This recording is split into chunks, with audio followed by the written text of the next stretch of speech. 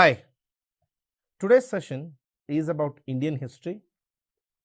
The chapter I'm going to discuss is the rise of new religion or rise of heterodox sects, which is basically a chapter dealing with the developments which came after the later Vedic period in approximately 600 BC. Specifically, among the rise of new religion, we will see in today's discussion, we will see what are the causes for it. What were the two new religions which started, which is Buddhism and Jainism? What were the specific features of Buddhism and Jainism? Approximately 600 BC, later Vedic society had become extremely rigid. It had become complicated. It developed into a Varna-based society, but actually a Varna-divided society. So everything was based on Varnic classifications, like Brahmana, Kshatriya, Vaishya, Shudra being the four classifications, with Brahmana at the highest of the hierarchy and Shudras at the lowest of the hierarchy. And second problem in the later Vedic civilization was there were too many rituals, and particularly for most of the rituals, Kshatriyas had to do the ritual, Vaishyas had to promise in the sponsor the ritual, they had to spend the money, whereas Brahmanas, the priests, always benefited from it in the form of dana and dakshina. Particularly, the concept of dana and dakshina became, from a point of provision to the Brahmanas, by 600 BC, this tradition of dana and dakshina became a point of earning to the Brahmanas using rituals. And Kshatriyas and Vaishyas did not understand, while they sponsor the ritual, while they conduct the ritual, how come the Brahmanas are the beneficiaries of it? The third biggest issue was the agriculture economy. See, in an agriculture economy, as you know that in the later Vedic period, agriculture was the most dominant aspect. In an agriculture economy, it is always the peasant who contributes, who develops, and who's control the entire economies. And still the peasant, being the category of Shudras, was always discriminated. So this new money earning, wealthy peasant class did not understand the logic of what makes them to be part of the lower Varna, in spite of they actually being the sponsors of the entire economy. And then sacrificial rituals. For everything, there was a bali, horse sacrifice, go-ghana, which is animal sacrifice or cattle sacrifice. There was always a bali which was required. And this sacrificial ceremonies was making agriculture an expensive tradition, because agriculture and animal husbandry was starting to get impacted because of these rituals. Peasant communities, which had become very rich, which was wealthy, started to question this. And Vaishyas, who were actually the source of economy, because Vaishyas are the traders and they are the ones who bring commerce. And overall, if you see, later Vedic society was a materialistic society, entirely based on new money and new wealth, the Iron Age society. So all the Varnas started to question this, particularly Kshatriyas. Kshatriyas did not understand the logic of ritualism anyway. For example, take 𝗧𝗦𝗔𝗧 Yagam. In 𝗧𝗦𝗔𝗧 Yaga, one of the rules which is there is, once the yaga is done, whatever dana, whatever dakshina the Brahmana asks, the Kshatriya has to give. This may be his kingdom itself. If the Brahmana asks the kingdom, the king is supposed to donate the kingdom. Similarly, Vaishyas, they never understood, they questioned why their value is lower when you compare with the Brahmanas, in spite of they actually being the main contributors of trade and commerce. And this new forms of property, particularly land-based property, this new form of property, like particularly the land-based property, caused a sort of misery and suffering among people who were to a large extent at least landless, or those who were discriminated. It is out of these, you can say, social frustrations, social unacceptance and social discrimination that two new religions started in India. Among these two, Buddhism was the largest, most popular, most widely spread as of today. Along with Buddhism, there was also another religion which started, which was Jainism. Point to be noted, Buddhism always started only as a philosophy. It was started by Siddhartha. Only after the death of Siddhartha that Buddhism started to become like a religion. Buddhism was started by Siddhartha. His lifetime was from 563 BC to 483 BC. 563 BC to 483 BC, approximately 80 years. He was born in Gautama Gotra.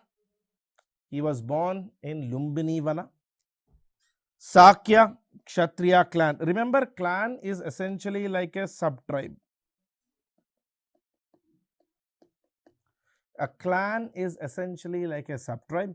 Siddhartha's father, Suddhodana, was actually the elected chief of the Kapilavastu state. Now, the word elected chief comes consistently in your textbooks. Elected chiefs happen to be only in the Ganarajyas. Ganarajya is sort of republic,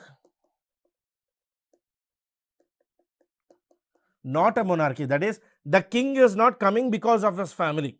The people select the king. Siddhartha's mother, Mahamaya, she was princess of Devadaha. Most probably she died in childbirth. Siddhartha grew under his foster mother, Mahaprajapati Gautami or Gautami Prajapati. See, there is a slight confusion about which age Siddhartha was married. We believe, according to Anguttara Nikaya and Brihaddara Nikaya, the Buddhist books, Siddhartha was married at the age of 18. His wife was Yashodhara. She is sometimes also referred to as Bhadda Kanchana and Subhadraka. The source for this is Anguttara Nikaya, a Buddhist book. Very important Buddhist book. At a very young age, Siddhartha also had a son. Siddhartha's son's name is Rahula. There is a small backstory to how Siddhartha eventually became Buddha. See, when Siddhartha was born, naturally the practice was people to check the astrology of the newly born. So Siddhartha from childhood had a very, you can say, meditative bent of mind, very deep thinking mind. So his father checked his astrology when he was born. So in his astrology, one of the monks at that time said, Siddhartha was the chosen one. So he would be either a saint, a great saint, or an ekrat. Ekrat means an emperor. So the father was told either he will be a great monk or a great king.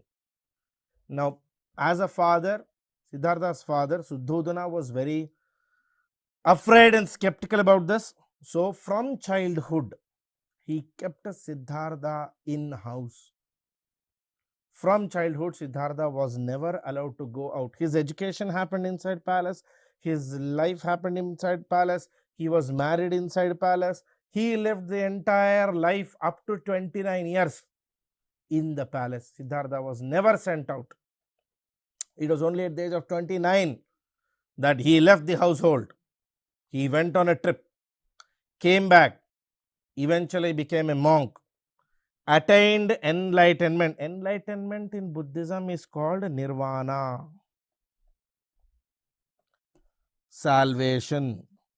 He attained this at the age of 35, nirvana, under a peepal tree at Bodh Gaya. This happened after he left the household at the age of 29. Eventually, once he got enlightened, he was given a name Tathagata, the one who attained truth. The one who attained truth. He was also called Sakya Muni, Sakya being his tribe, Muni the monk of the Sakya clan. Once he attained enlightenment in Bodh Gaya, Siddhartha, along with his students Kaundinya and Tampusa, he went into another place called Isipatna. Isipatna is in UP. Sarnath Deer Park, UP. It is in Sarnath Deer Park, Uttar Pradesh, those days known as Isipatna, that Siddhartha gave the first sermon. The first sermon. It is called Dharma Chakra Parivartana, means churning of the wheel of law. Turning of the wheel of law. This is considered the most important event in Siddhartha's life. Okay? Quick background to what we've seen till now. Three things are important in Siddhartha's life. Siddhartha's birth, his leaving the palace, and he attaining enlightenment. Three things important. See, in Buddhism, since Buddhism is actually a philosophy, it's actually a philosophy, Siddhartha is perceived in different models by different people. See, he can be a monk, a saint, a philosopher, a teacher, a superhero, it's up to you. Buddhism doesn't prescribe or doesn't limit the definition of Buddha into, say, enlightened guy or a monk or a saint. That sort of definition doesn't come in Buddhism. I'll give you for a small example. Siddhartha actually died due to eating pork. Contrary to the normal belief, you know how Siddhartha is shown like the super monk, vegetarian, Puritan. No, that sort of explanation doesn't fit here. Siddhartha actually died due to food poisoning. He ate pork, the meat of pig, when he visited one of his disciples' house. So Siddhartha doesn't get into a single definition. So in Buddhism, we can't give Siddhartha any one particular definition as a super god, super monk, super saint, nothing like this. He was born to Suddhodana, Mahamaya. Mahamaya died in childbirth. Right? She died in childbirth. So mainly, he was born 563 BC. When he was born, they checked his astrology. It was simply said he is the chosen one. He will be either a great monk or a great king. Father was afraid, so he actually locked him in the house for 29 years. For 29 years altogether, he was in the household. He was inside the house. He was never left out. His father used to show him the palace and used to tell him that everything the light touches is our kingdom. So since Siddhartha was always inside the palace, Siddhartha actually never knew what was old age, what was sickness, what is death. These were unknown to Siddhartha. Siddhartha has never seen these in his life. Death, sickness, old age, he has never seen. Inside the palace only, he got married to Yashodhara. They had a son, Rahula. Eventually, Siddhartha was in the house. Everything was fine. At the age of 29, it was when he was 29 years, Siddhartha asked his father if he could go visit the kingdom outside, because for 29 years he has been inside the palace and Siddhartha was going to be the next emperor of the 𝗂𝗵𝗺 state. So he wanted to know his people and know the kingdom he is going to rule. So Siddhartha asked his father if he could go out. Now father permitted him to go out. At the age of 29, Siddhartha left the household and he went out. He went with his horse, Kantaka, and his charioteer, that is the guy who drives the horse, Cetaka. With Kantaka and Cetaka, Siddhartha left the house. He went on a trip in his kingdom 𝗂𝗵𝗺. He saw 4 scenes: a sick man, an old man, a dead man, and a saint. Once Siddhartha saw these 4, Siddhartha began to realize that life was much more than his palace, much more than what his father has shown him in the palace, because Siddhartha for 29 years, as I said, was inside the palace. So he has not seen all of this in his life. Now he was seeing these 4 and he was shocked.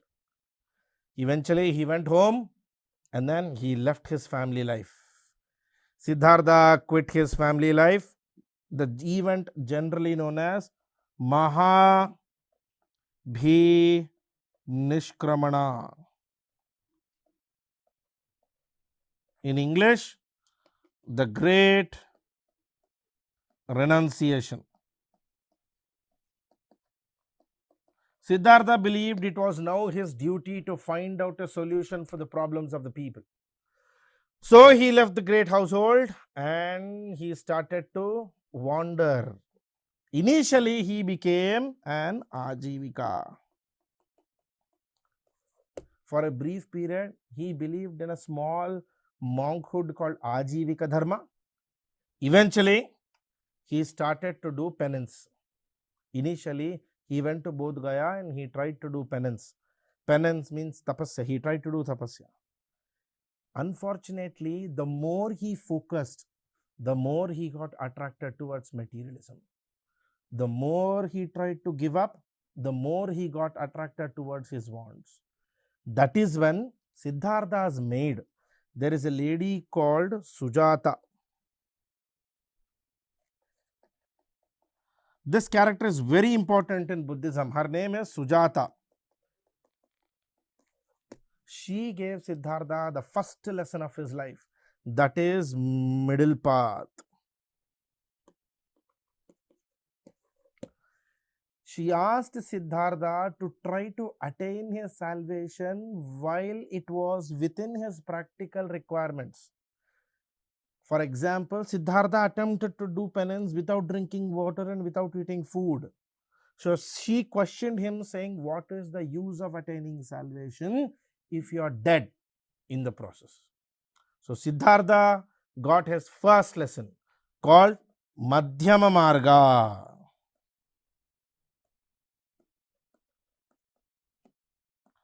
Madhyama Marga is middle path, which was given to him by his maid Sujata. And see, this Madhyama Marga is the central core pillar of Buddhism.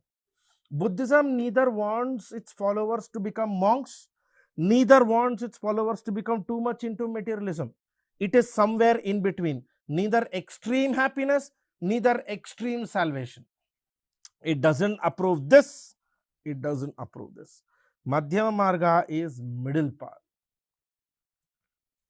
That this became the central core of Buddhism, and this is what brings Buddhism as a practical religion.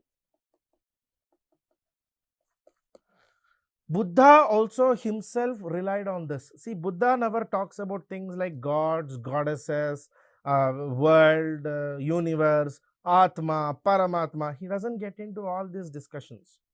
Buddha tried to solve the practical problems of the day, those which can be solved within the day.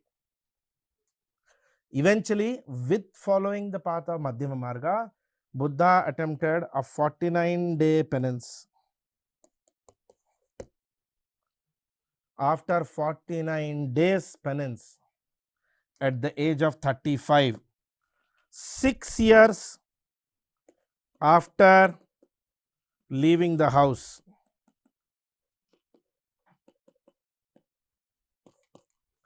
6 years after leaving the house, Siddhartha attained salvation and he became Buddha. Buddha, the awakened one, at the age of 35. Now this happened under peepal tree at Bodh Gaya, Bihar. This tree is there even today. Bodh Gaya, Bihar, that is the tree. From there, along with his followers, he went to 𝗖𝗍 Patna, the Sarnath Deer Park in UP, and that is where Siddhartha gave the 4 noble truths, the core principle of Dhamma, Buddha Dhamma or Buddha's Dhamma. And the 4 principles are, we will see that a little later. Eventually, following those 4 principles, following Buddha Dhamma, after Sarnath, Siddhartha went place to place, from Rajagriha to Avanti state to Ujjain. He travelled a lot across the entire Gangetic plain. Buddhism's speciality was, it was actually a philosophy which rejected gender classification, class classification or casteism. So Buddhism neither had gender bias, Buddhism neither has class bias, Buddhism neither had caste. Everybody was equal. Equality was the central core of Buddhist religion. Equality was the central core of Buddhist religion. At the age of 80, that is, see, 35 years, Buddha became enlightened, right? For 45 years, he was traveling around the Gangetic plains. At the age of 80, he was visiting one of his disciples in Kushinagar. In this place, unfortunately, Buddha died due to food poisoning. He happened to have curd with pork, which led to food poisoning, and Buddha died. 80 years was his age at the time of his death. So he became enlightened at 35. He spread his message for 45 years.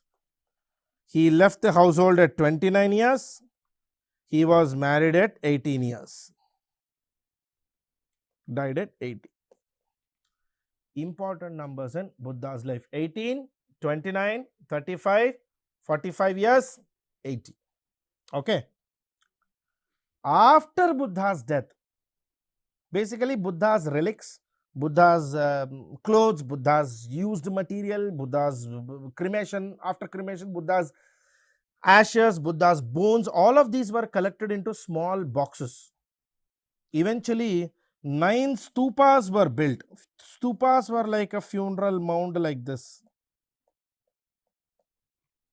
9 stupas were built, where Buddha's relics and Buddha's bones are spread across 9 different stupas. Remember, stupas were built after the death of Buddha. They are a symbol of the death of Buddha. At the age of 80, when Buddha died, after that, from 483 BC and later, they started building different stupas across the country. Eventually, by the time of Guptas, see, Mauryas, for example, Mauryas in 321 BC to 185 BC. Guptas from 250 AD to 560 AD. After Guptas, Harsha. These people contributed extensively to the spread of Buddha or Buddhism, the Buddhist philosophy. And time and again, there have always been Chinese scholars who have come to this country, like Fa Hein during Chandragupta Vikramaditya's period, during Gupta period, Huan Sang during Harshavardhana's period, 𝗳𝗬 after Harshavardhana. Time and again, even Pallavas contributed between about 3rd to 5th century AD. Even Pallavas attempted to spread Buddhism across the world. At its peak, Buddhism was the major religion not just in India but also in Central Asia and Europe. The entire Europe, Asia, Central Asia, Southeast Asia, India at their peak. Even when Buddhism declined in India because of Brahmanical revival approximately by 7th century AD, Buddhism did not decline in Southeast Asia and Asia. Buddhism did not decline here. Here it continued. Even today, Buddhism remains one of the most dominant religions in Southeast Asia and Asia. From Sri Lanka, Myanmar, Thailand, Cambodia, Laos, Vietnam to even Inner Mongolia and China, Buddhism remains a very big religion as a philosophy, as a religion.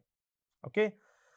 And Buddhism's peak spread was between 480 AD to 400 BC. Early kings, even immediately after the death of Buddha, Tspsc, Kaundinya were fully supported by people of the Magadha state, of the Mauryan state. Even Ashoka took tremendous amount of efforts to actually spread Buddhism. And Ashoka is, in a way, the king because of whom Buddhism is so popular in the world today. There were 4 noble truths I told you.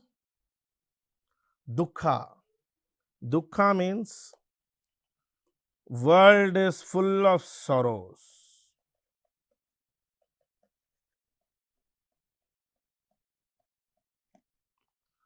Dukkha samudaya means desires cause sorrows.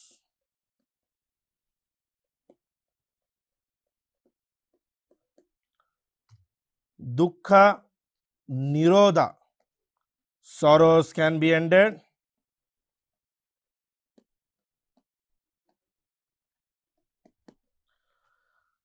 Dukkha nirodhagami pratipada marga means one must follow the path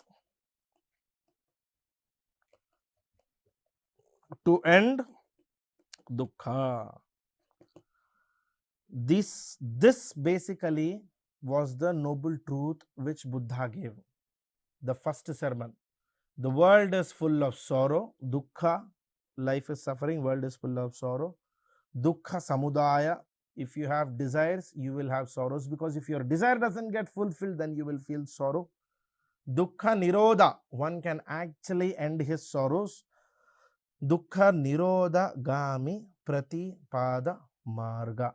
Basically, follow the noble path, follow the path, the 8-fold path. He gave 8 rules. Buddha gave to the people to follow to end their sorrows. Ashta anga marga. And Buddha basically identified nirvana as the final aim. Nirvana has been defined in multiple ways.